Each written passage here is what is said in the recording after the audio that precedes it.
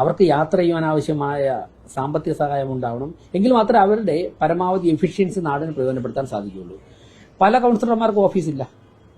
അവര് സ്വന്തമായിട്ട് പലരും ഇപ്പോൾ വീട്ടിലാണ്. വനിതകളൊക്കെ സ്വന്തമായിട്ട് പണം കണ്ടെത്താൻ സാധിക്കാത്ത വനിതകളൊക്കെ തന്നെ സ്വന്തം വീട്ടിലൊരു റൂമോ ചെറിയ വീടൊക്കെ ഉള്ള പെൺകുട്ടികളൊക്കെ ഒരുപാട് ബുദ്ധിമുട്ട് അനുഭവിക്കുന്നു. അതൊക്കെ നിങ്ങളും പോയി നേരിട്ട് കാണണം. അപ്പോൾ അതിനൊക്കെ സൗകര്യം ഉണ്ടാവും. ഞാൻ എൻ്റെ വ്യക്തിപരമായ അഭിപ്രായം പറയാം. ബാക്കിയെല്ലാം ചർച്ചകൾ കഴിഞ്ഞ് നിയമപരമായ വശമൊക്കെ പരിശോധിച്ചേ പറയുള്ളൂ.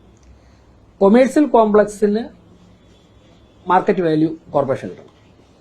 മറ്റുള്ള ജനകീയമായ ഇടപെടലും കാര്യങ്ങൾക്കൊക്കെ തന്നെ നിയമപരമായിട്ട് എന്തൊക്കെ സഹായങ്ങൾ ചെയ്തു കൊടുക്കാൻ പറ്റും.